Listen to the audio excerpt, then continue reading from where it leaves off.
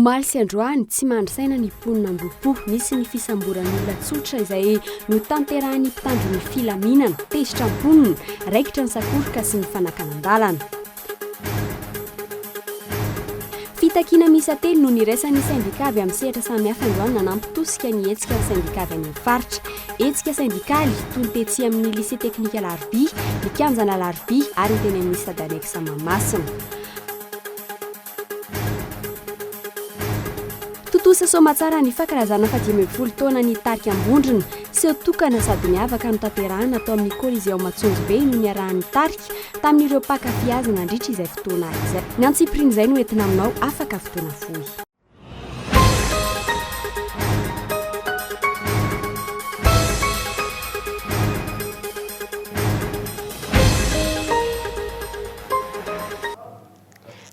Miarahaba tompoko faly tafaraka aminao amin'ny fotoana ny fampalalambavao amin'ity arivo ity anasananao mpananjana anaraka izany hatramin'ny farany ety ampandoana dia manambahiny ihany koa isika atao anatin'ny fampalalambavao dia tsy izy izany fa ny sekretera jeneraly ny sekrima Boutoudiremi Henri andray azy isika rehefa aveo ao atena ny fampalalambavao kanefa mialony izany. Voalohan'ny volana May fanamarena indrindra moa ny fitakina sy ny fetin'ny asa manerana izao tontolo izao. Teto amintsika kosa indray dia fitakina misa telo no niraisan'ny sindikavy amin'ny sehatra samihafa androany nanampitosika ny hetsika ny sindikavy any amin'ny faritra hetsika sindikaly toy ny tetsy amin'ny lycée teknika Larby, ny kianjana Larby sy ny teny amin'ny stade annexe Mahamasina famakina batsilana ny tsy mety ataon'ny fanjakana amin'izao fotoana izao moa no niraisany ireto sindikaly ireto nanao izay diabe sy ny hetsika ary ny fitakina samihafa nataon'izy ireo izay. Arahitsika ary ny angom-baovao nataon'ny mpanao gazetiny KOLO androany mpiasika ireo raharaha ireo. Ady amin'ny kolikoly fitakina ny amoahana fiahiana ara-tsosialy mpiasa ary ametrahana filakevitra nasionaly momba ny asa. Loha hevitra iray iraisana no takin'ny vondrona sindikaly maromaro androany. Isany naneho izany nanomboka ny maraina teo ny sekrima na ny sindika kristianina malagasy. Ny ainga tetsy amin'ny fiangonana Jesosy mamonjy akoron-drano hatreny amin'ny lycée teknika Larby ny diabe. Ny folakandro teo nanampy ny vondrona sindikaly CTM na ny fiaraha-midiniky ny mpiasa malagasy. Ny ainga tetsy amin'ny tranomboky pirenena hatreny amin'ny stade annexe Mahamasina.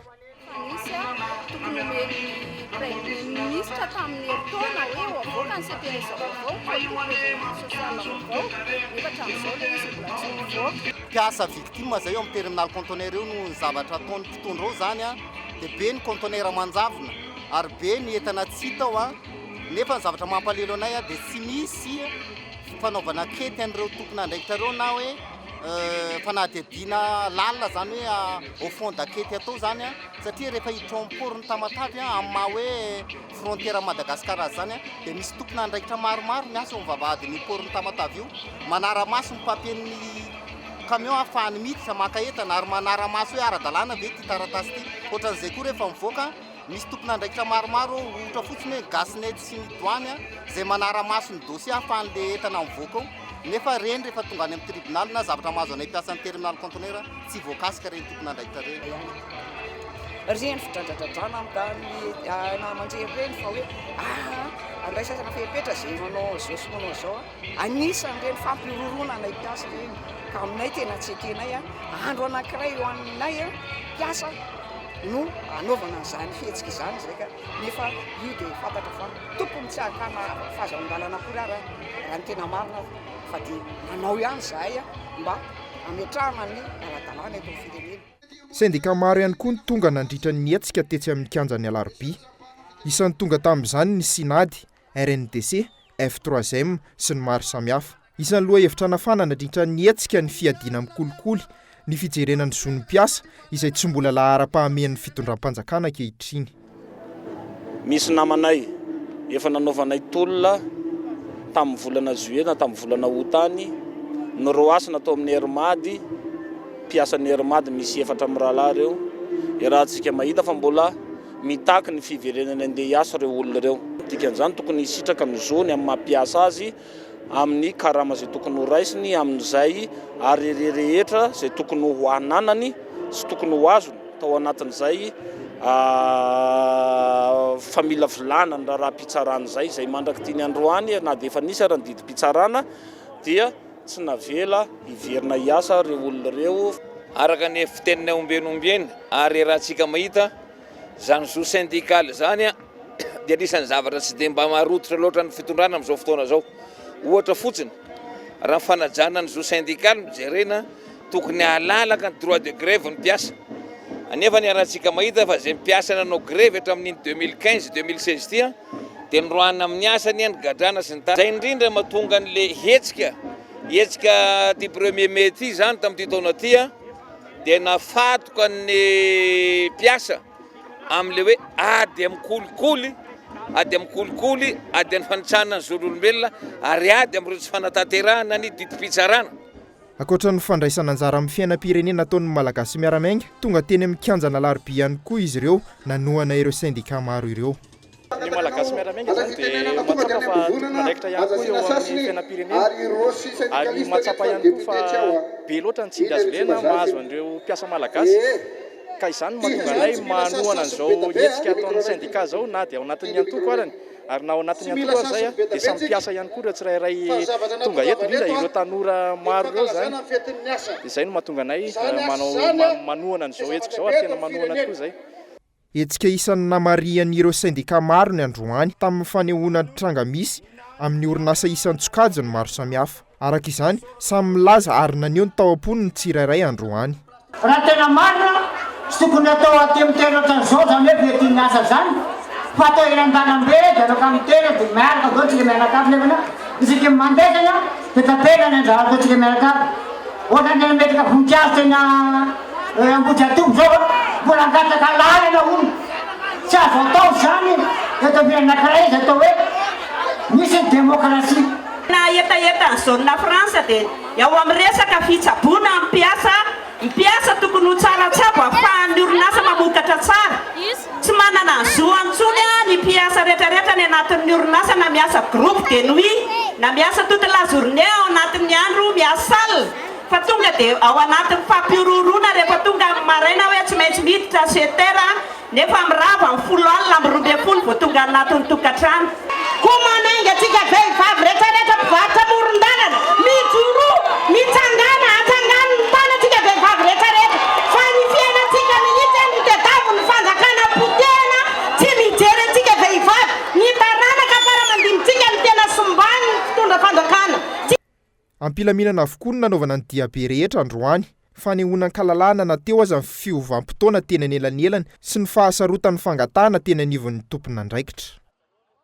Dende ny trangam-piarahamonina niseho teto Andrenivohitra ny maraina teo nitohatra amin'ny omaly no anokafantsika ny fampahalamba-baovao amin'izao hariva izao. Omaly sy androany dia tsy mandry ny sain'ny mpona teny Ambohipo nisy moa ny fisamborana olona izay notanterahany mpitandro ny filaminana tezitra mpona manoloana izay raharaha sy ny fisamborana izay araikitra ny sakoroka tonga hatramin'ny fanakanan-dalana. Hatramin'ny androany marina teo moa dia tokony ho tamin'ny enora dia nitoy izay hetsika izay ary misy mihitsy ny fanapanana ny lalana teny Ambohipo iteny. Arahintsika ny fanadihadiana nataon'ny Mikael Aramarola mikasika izay.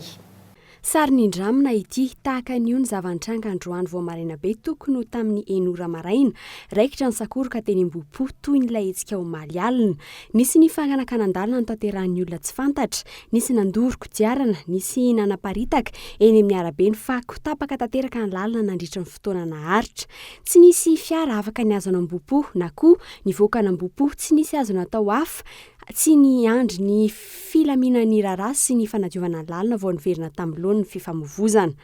Ora maromaro taorin'izay nandeha amin'izay ny feo fa nosamboriny mpitandro ny filaminana ny Lola Lilson René de Roland, Lola Ambapara voafidy tany amin'ny faritany Mahajanga. Tsy fantatra raha misy ifandraisany amin'ireo tranga ireo na fansorapotaka ny olona io izay miamam-pakapeo amin'ny gabraraka ataon'ny mpitondra. Rehefa natao nefa ny fanadihadiana tsy nisy ny fisamborana. Ratsy aivina, omaly no ny atomboka ny sakoroka teny Ambohipo, tovolahy maromaro no nosamboriny mpitandro ny filaminana. Toy izao ny fitantaran'ny olona iray nanatry maso ny tranga omaly alina, olona izay tsy nentina laina sary no nitahotra. Ny zavatra nisy zany teto amin'ny faritra Andohanoandro seza dia tokotokony tamin'ny 9 ariva teo nisy boikely maromaro eo amin'ny 5 na 9 eo zalava tsy voaisako moa satria milahatra mipetrapetraka amin'le tamboho am'vavady apitan'ny fokotaniny Andohanoandro seza mihitsy misy an'zareo. Dia nisy tsy haiko reny mo sécurité sa gendarme ny andro moa maizina satria fa amin'eny fa manomboka maizina ny andro dia nitondra kalaky daholo eo amin'ny 10 mahery eo indray zareo no niarrêté andreo boikely ireo.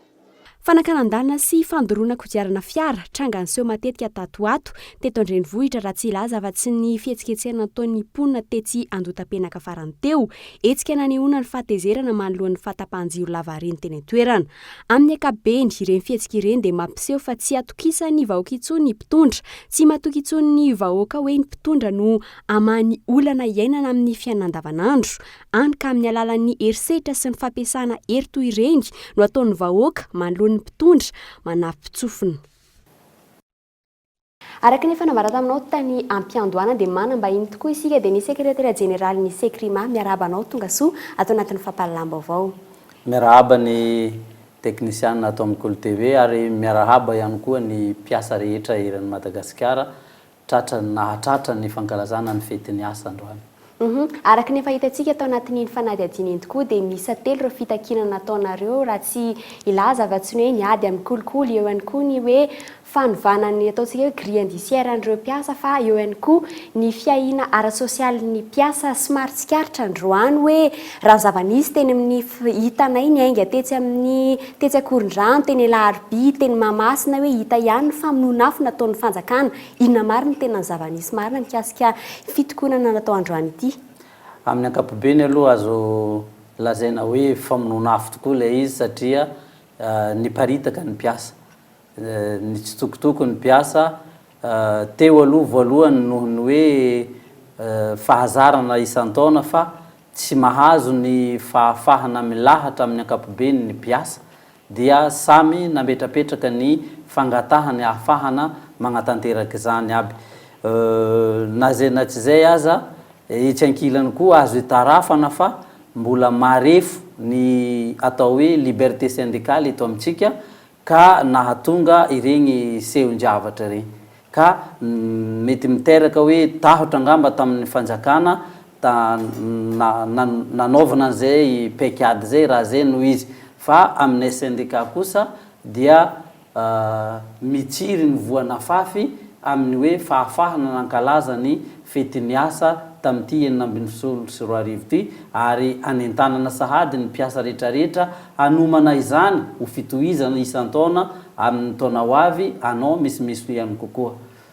Ampilaminana moa ny tsikaritra nanamarena izay fetin'ny asa izay tamin'ity voalohan'ny volana Mey ity, nisy ny fitakiana nataonareo tao anatin'izay diabe sy ny hetsika maro samihafa izay. Izy feim-potoana ve hiandrasanareo ny valin'ireny fitakiana ireny sa itoy oviana no hetsika sa ohatrotrany ahoana ny toy ny hetsika ataonareo? Ho an'ny CTM manokana aloha tsy misy feim-potoana andrasana fa tantara mitohy ny fankalazana ny fetin'ny asa fa avy hatrany dia fa arahana fametrahana dinikasa iarahana amin'ny fanjakana satria raha tsy mifampiresaka tsy fantatra aiza ny iafarany ilay trangan-javatra ka ito zany tagnatin'igny fiaonany filaharan'igny efa nametraka ny hoe ilaina ny mifanatona mba ifampidinihana satria ny dinika ara-tsosialy nytsika teto Madagasikara dia efa maty nanomboky ny tamin'ny 14 tagny ho agny, zany hoe vao niditra herintaona ny tetezamita dia maty ilay dinika ara-tsosialy, tsy nisy tsony zay atao hoe CNT.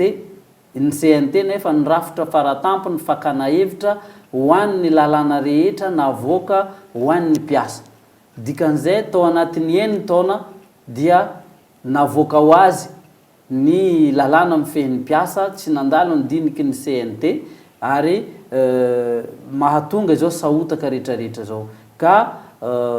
izao de filaharana natao androany zao zany dia efa mitohy avy hatrany amin'ny fangatahana fisokafana zay dinika zay ary tsy ny hoe CNT nasionaly ihany no atsangana fa ny CRTT koa ho an'ny agny amin'ny faritra ahafahana mahazo ireo tranga isan-karazany izay tsy fanarahan-dalàna ataon'ny mpitana tompon'andraikitra eny anivon'ny faritra.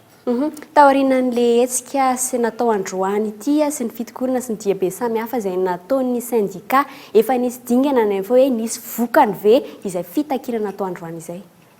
araka ny fahitany azy aloha nisy vokany le izy satria talohany namaranana le fionana tary de fa nahazo antso avy amin'ny ministra fa hoe misokatra ny varavarana afaka miona aminy ny vondrony syndikaly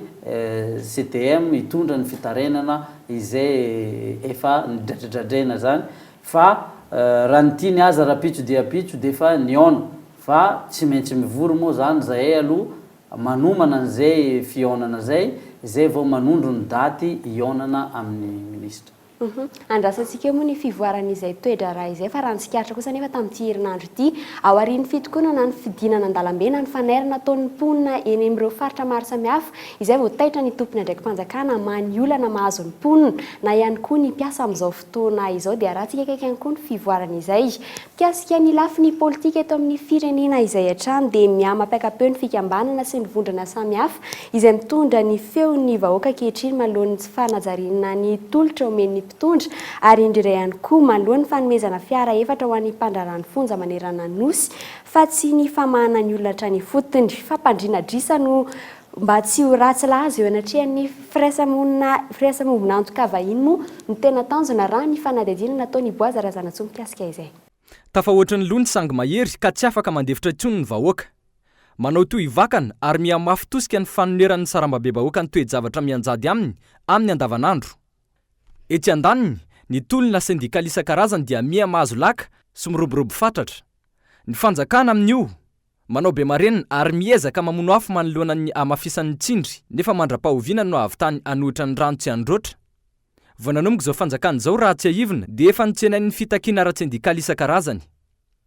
ireo izay tsy nahazo rariny nandritra ny fotoana tetezamita dia nanantena fa hisofina iaino ary niandry zavatra goavana amin'izao fitondrana izay lazaina ombieny fa ara-dalàna izao fatratra nefa ny ady-so-panantenana satria vao maika ny mpitondra ankehitriny nanao fampanantenana tamin'ireny mba hampilamany raharaha rehefa tonga nefa ny fotoana anefany izany dia tsy hita izay afitsony fa rirarira sy tantaraina angano toa zaza ny mpitaky raha nampatsian'ny fanjakana ny teny nomeny ao ireo odiana fanina tsotro zao ao ireo amaivanina toa volomborona nefa rehefa zoiny reny tolona nataon'ny akamaroan'ny syndikalista malagasy reny dia zavatra tsy tokony hotakiana akory fa zo fototra momba ny asa ary adidi ny fanjakana tsotro zao no manome zany singanina amin'izany ny zavatra takin'ny mpandrarany fonja toy ny fiara itaterana ireo voafonja hoentiny eny amin'ny fitsarana na ny fangatan'ny mpiasa ny fananantany mba hanamorana ny fomba azon'ny teratany malagasy mividy tany na ny fangatan'ny mpisafo eo amin'ny sehatry ny asa mba anana ministera manokana misahana ny tontolo ny asa eto Madagasikara sy ny sisa tsy mila voatsiary akory ny maro amin'izy ireo fa mitaky ny zony atreto aloha ny setrin'izany fampanantenana pokaty na rehefa misy mahaporitra ny mpitondra toy ny fandraisana ny fionana tapony ny tany teny frantsay na ny conférence des bailleurs dia vahaolana vonjy taitaitra no mena mba handaminana ny raharaha tsy haratsy endrika manoloana ny any ivelany raha ny marina mantsy dia tsy manana eritreritra akory anatsara ny tontolo misy ireo mpiasa mitaky ny zony ireo mpitondra manana tombontsoa manokana amin'ny tsy fisian'ny rafitra mangarahara sy manao ny asany ara-dalàna ny mpitondra satria ho voara-maso avokoa ny pitsony rehetra ka tsy misy itsony ny kolikoly sy ny tsy maty manota raha afaka manao ny asany ara-dalàna ny mpiasan'ny fananantany tsy hisy tsony ny ady tany sy ny kolikoly mandritra zany ary vory ny fepetra rehetra ahafahan'ny mpisafo arakasa manao ny asany ho voaro amin'tsindry azo lena ataon'ny mpampiasa ny mpiasa malagasy ka tsy hisy itsony angamba mpampiasa vahiny ho say ikasy tanana mpiasa malagasy toy izay niseho farany teo toy izany ihany raha mandeha araky ny tokony ho izy ny fanomezana alalana hitondra fiara sy ny fanaovana fitsiriana ara-teknika ireny fiara ireny dia iavitsy ny loza-pifamoivoizana mahatsiravina toy ireny niseho maly ireny farany raha mipetraka amin'ny tokony ho izy ny haute cour de justice sy ny rafi-pitsarana rehetra manam-pahefana hitsaran'ny olona ambony eto amin'ny firenena dia samy hitandrina ny rehetra ho fatra-panaja ny lalàna hatrany amin'ny faratapony ka hatraty anivon'ny vahoaka tsy izany aloha no misy fa rafitra goragora manome vana ny kolikoly ny volabe sy ny fanapara-pahefana no misy ka mety tsara mpitondra izay tsy mihevitra afa-tsy ny anao ampimamba ny fananam-bahoaka mandra-pahatapitry ny fihepitoana iasany satria mahalala tsara fa tsy ho voafidy itsony amin'ny fifidianana manaraka ny olana ho hita mpitondra eo amin'ny lalany nefa ary efa miseho lany amin'izao fotoan'izao dia ny vahoaka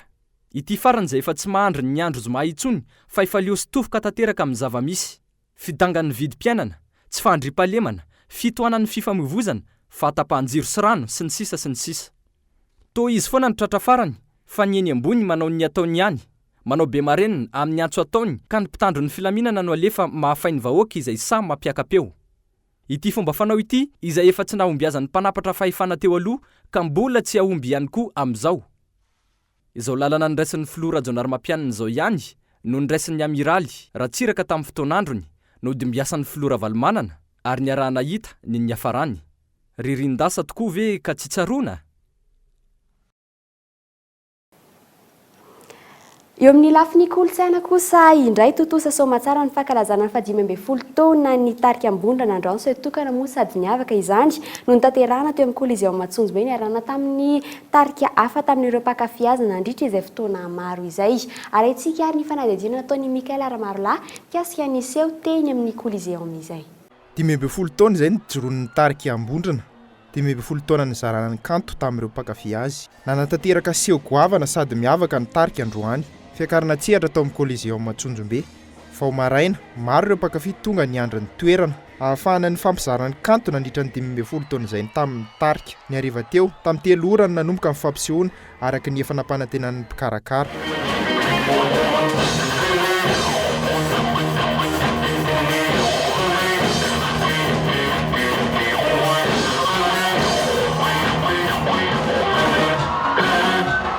Ny fantoka tanteraka tamin'ny seho natolotry ny tarika amin'ny mpijery. Hira maro nanamarika izay taona ny irana izay no nentin'ny tarika.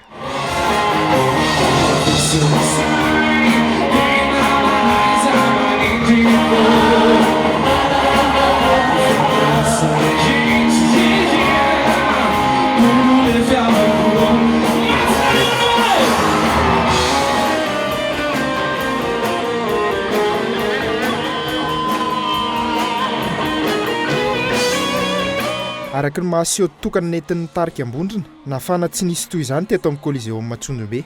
Isan'ny hira nentin'ny tarika tamin'izany ny hira hoe Tafandria mandry.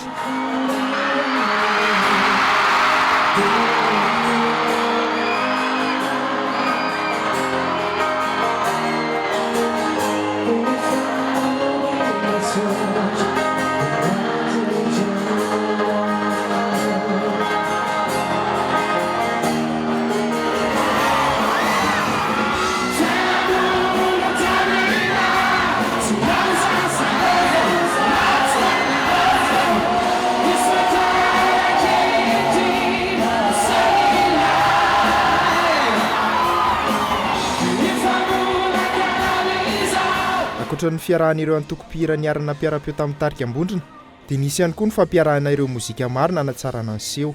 Ny kaprody kosa ny nandrindra ny lafin'ny sary rehetra tamin'ny seho goavana nentin'ny ambondrina tao amin'ny Colisée Matsonjobe ity.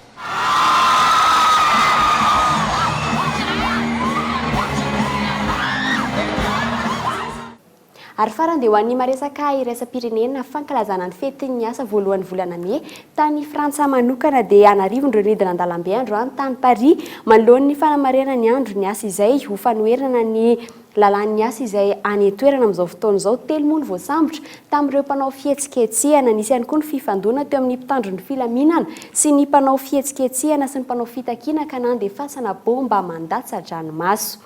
Dia izay maresaka iraisam-pirenena izay ihany koa tompoklasy tompokvavy no entina manakatona ny fampalalamba avao amin'izao ariva izao. Mankasitraka anao izahay nanaraka izany hatramin'ny farany mame fotoananao mora ampitso amin'ny 7 ora ariva. Veloma tompoko.